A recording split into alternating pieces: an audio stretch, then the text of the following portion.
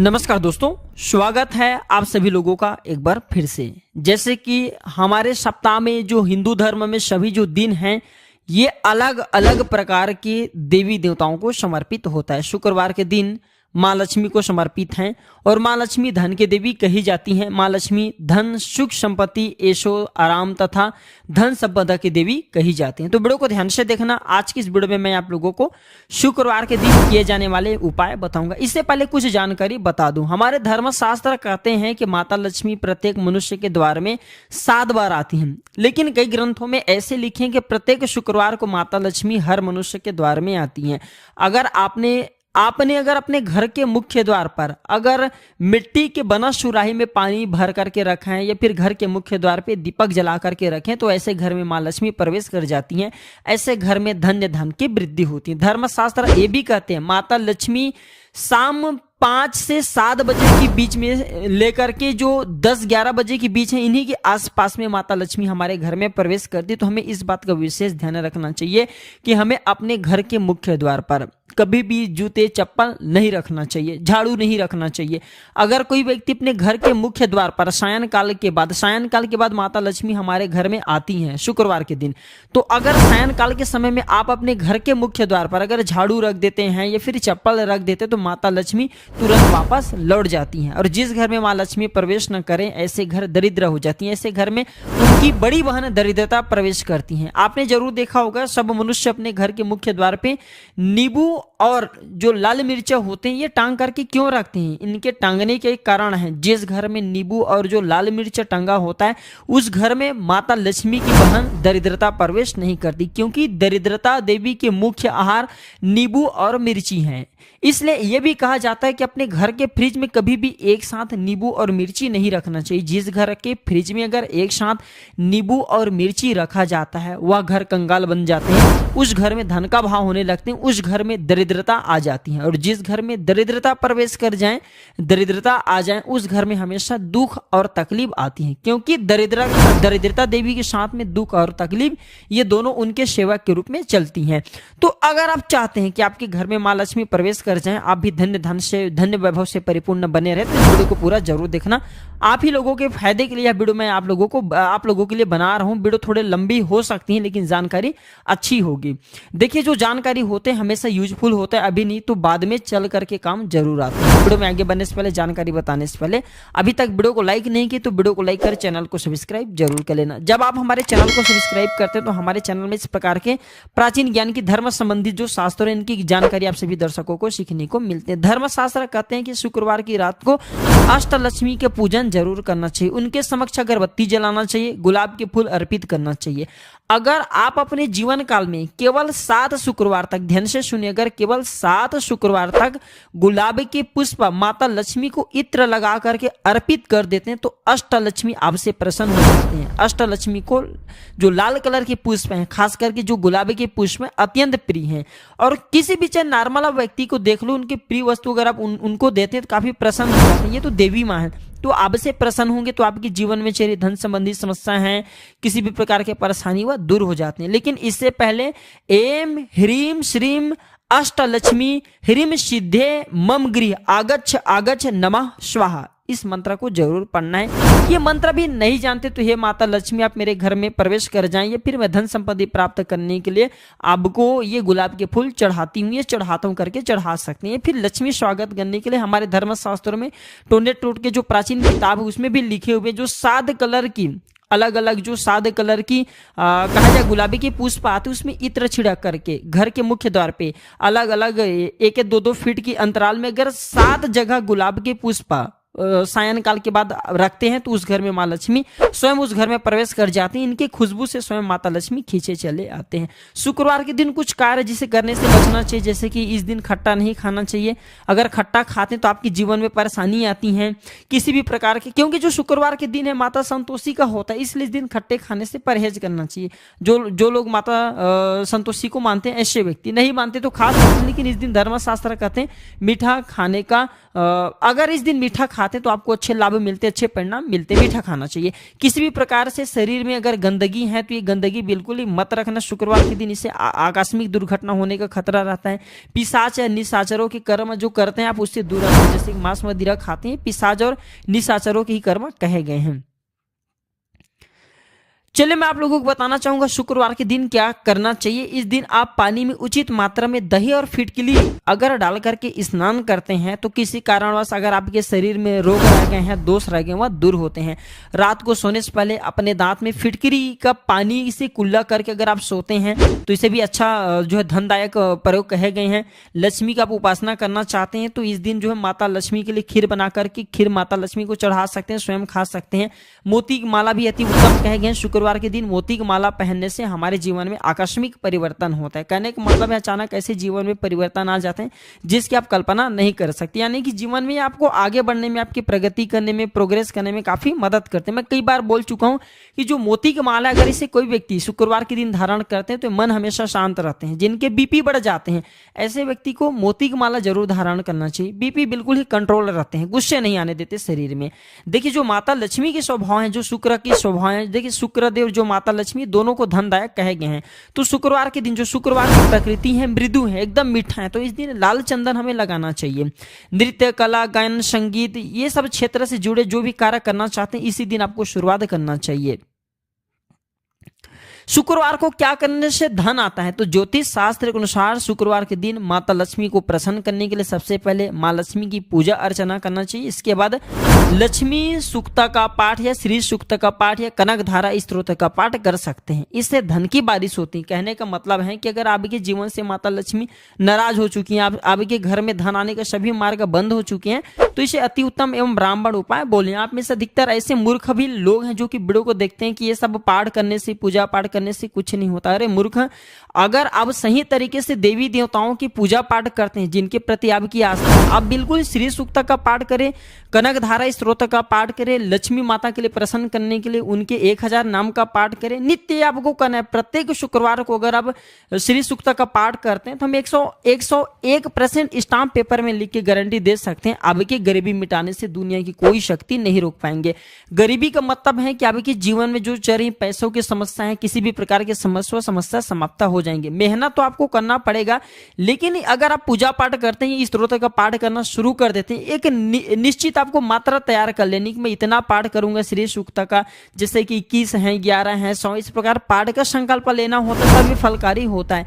तो आपको करना क्या होता है, प्रत्येक शुक्रवार को श्री सूक्त का पाठ करते हैं, लक्ष्मी सूक्त का, कनक धारा स्तोत्र का पाठ करते हैं, तो आपके जीवन में धन का अभाव नहीं होगा। सही तरीके से पाठ भी करना जरूरी। फिर आप में से लोग बोलने लगेंगे गुरुजी हम पाठ करते हैं फिर भी फल नहीं मिलता। वही संकल्प लेना जरूरी है। मैं इस कार्य हेतु मैं आपकी ये पाठ करने का संकल्प लेता हूँ। कार्य बोलते हुए आपको जल लेने, गुरु मंत्र पढ़ते हुए जल को भूमि में छोड़ना होता है, तभी फलकारी होता है। चलिए मैं आप लोगों को और कुछ जानकारी बता दूं तो लक्ष्मी प्राप्त करने के लिए इस दिन माता लक्ष्मी के मंत्र का जाप कर सकते हैं। गुलाब का फूल माता को चढ़ा सकते हैं, कमल का फूल चढ़ा सकते हैं। जो घर के वरिष्ठ लोग हैं इनके सम्मान करना चाहिए। शुक्रवार को दूध, दही व उनसे बनी अन्य चीज का सेवन करना काफी फलदायी हो सकता है। जी हाँ, शुक्रवार के दिन जैसे दूध है, दही है, ये फिर दूध दही से संबंधित जो भी चीज बने होते हैं इनका सेवन करना काफी फलकारी माने जाते हैं। माता लक्ष्मी को प्रसन्न करना चाहते हैं तो शुक्रवार के दिन जो दूध से बनी कोई भी पदार्थ है जैसे कि पेड़ा है, मीठ है, ये आप समर्पित कर सकते हैं। इससे माता लक्ष्मी प्रसन्न होते हैं। और एक बात और, माता लक्ष्मी की कृपा प्राप्त करने का तीव्र एवं ब्राह्मण प्राचीन एक उपाय बता रहा हूँ। तो आपको शुक्रवार के दिन जो लाल कलर की चुनरी है उसमें 2 से 5 आपको खोए मिठाई डाल देना। कहने का मतलब है जो दूध से बने मिठाई होती है वो डाल देनी है। और पीपल पेड़ के नीचे में शाम के समय में, रात होने से पहले ये उपाय करना है, क्योंकि रात में इनकी बहन दरिद्रता का वास हो जाती है। तो रात होने से पहले ये उपाय करना है। तो आपको लाल चुनरी में 5 कलर की, फिर 3 प्रकार की जो मीठे होती हैं, या फिर चाहते तो दूध से बनी जो मिठाई होती है माता लक्ष्मी को आपको ये बोलते हुए चढ़ाना है कि हे माता लक्ष्मी, हमारे जीवन में जो धन का भाव है वो अभाव को दूर करें। हम आपकी प्रसन्नता हेतु ये आपको कुछ चीज भेंट कर रहे हैं। वह जो चीज आप भेंट करें वो माता लक्ष्मी को बोल सकते हैं। इससे आपके जीवन में जैसे कि धन का अभाव हो तो धन का भाव समाप्त हो जाते हैं। आप में से अधिकतर लोग बोलते हैं गुरुजी माता लक्ष्मी को प्रसन्न करने के लिए हम कौन सी रत्न धारण करें। शुक्र रत्न आते हैं, शुक्र रत्न जिसे हम ओपाल बोलते हैं। देखिए जो माता लक्ष्मी को प्रसन्न करने वाला, शुक्र ग्रह को मजबूत करने वाला रत्न कहे गए वो है हीरा। हीरा पहनना काफी महंगे हैं। मिडिल क्लास के लोग पहन नहीं पाएंगे। तो एक काम करना, जो ओपल आती है ओपल की रत्न धारण कर सकते हैं। हम कई प्रकार की जड़ी बूटी के बारे में भी बता चुके हैं, जड़ी बूटी में भी बहुत पावर होती है। अगर आप वो धारण करना शुरू कर देते हैं, जैसे कि पीपल की जड़ ही जो है धारण करना शुरू कर दीजिए, बेल की जड़ भी पहन सकते हैं। इसे भी धनदायक एवं शुभ इसे प्रदान करने वाला कहे गए हैं।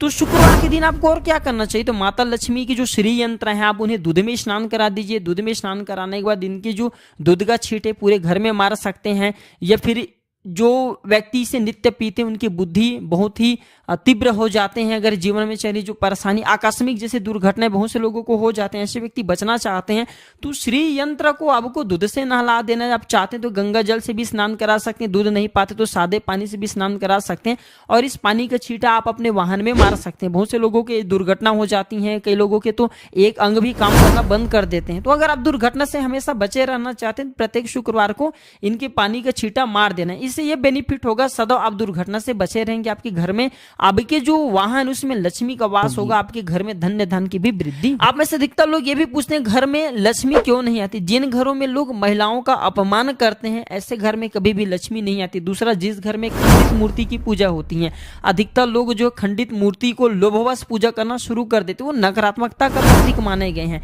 जिस घर में खंडित मूर्ति का पूजा होता है उस घर में कभी भी लक्ष्मी नहीं आती। और तीसरा बात नोट करके रखें, कभी भी शनि देव का मूर्ति घर में मत रखना। शनि की मूर्ति घर में रख करके पूजन करना शुरू करते हैं तो ऐसे घर में लक्ष्मी नहीं आती। शनि से माता लक्ष्मी हमेशा नाराज रहती हैं, चिढ़ती हैं। और एक बात बताना चाहूंगा, जो व्यक्ति भैरव बाबा की भी मूर्ति घर में अपने रखते हैं तो ऐसे घर में भी माता लक्ष्मी प्रवेश नहीं करती। जिस घर के मुख्य द्वार पर जूते हो, चप्पल हो, या फिर गंदगी वातावरण बने हो, जैसे कि कूड़े हैं, करकट है, गंदगी वातावरण है, ऐसे जगहों में भी माता लक्ष्मी ऐसे घर में प्रवेश नहीं करती। घर में अगर आपकी परेशानी चल रही है, आप इसे दूर करना चाहते हैं तो एक काम करना। आप में से अधिकतर लोग कमेंट करते हैं गुरुजी हम क्या करें, तो आपको एक लोटे गंगा जल लेना है और गंगा जल को 24 बार गायत्री मंत्र बोलते हुए आपको फूंक मार देना है और इस पानी को पूरे घर में छिड़कना है।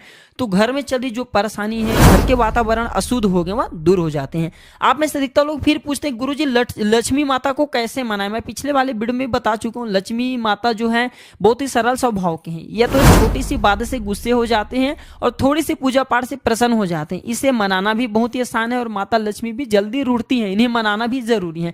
देखिए हमारे घर में मेहमान आते हैं, अगर हम मेहमान की प्रतिदिन अच्छे मान सम्मान करते हैं तब तक वो हमारे घर में रहते हैं। मेहमान आपके घर में आ जाए, 2 दिन मान सम्मान करेंगे, 2 दिन रहेंगे, तीसरे दिन अगर आप उनका मान सम्मान करना बंद कर देते हैं, बिल्कुल ही घर का त्याग करके चले जाते हैं। ठीक इसी प्रकार माता लक्ष्मी का स्वभाव है, जब तक माता लक्ष्मी का मान सम्मान करेंगे तब तक वो घर में रहते हैं और जैसे ही मान सम्मान करना बंद कर देते हैं तो ये उस घर का परित्याग कर देती हैं। तो माता लक्ष्मी की प्रसन्नता, उनकी कृपा प्राप्त करने के लिए आप चाहते हैं कि माता रानी की प्रसन्नता आपके घर पर हमेशा बनी रहे, वो खुश रहें, तो जो सुराही होता है, मिट्टी का बना हुआ जो सुराही होता है, ये घर की उत्तर दिशा की तरफ इसमें जल भर करके जरूर रखें। इससे माता लक्ष्मी का आदर होता है, माता लक्ष्मी प्रसन्न होती है। माता लक्ष्मी की कृपा प्राप्त करने के लिए एक तांबे के लोटे में उसमें जल भर करके एक सफेद कलर के पुष्प डाल करके घर के मुख्य द्वार में जरूर रखा करें। डेली के नहीं कर पाते तो शुक्रवार के दिन ये उपाय जरूर किया करें, इससे माता लक्ष्मी प्रसन्न होती है। घर में आप जो है बांसुरी रख सकते हैं, घर में आप जो है शंख रख सकते हैं, पिरामिड रख सकते हैं, एक अक्षी नारियल रख सकते हैं, या फिर आप जो है घर में जो कौड़ी है 5 कौड़ी लाल कलर की कपड़े में बांध करके उत्तर दिशा में फिर पूजन स्थान में रखें।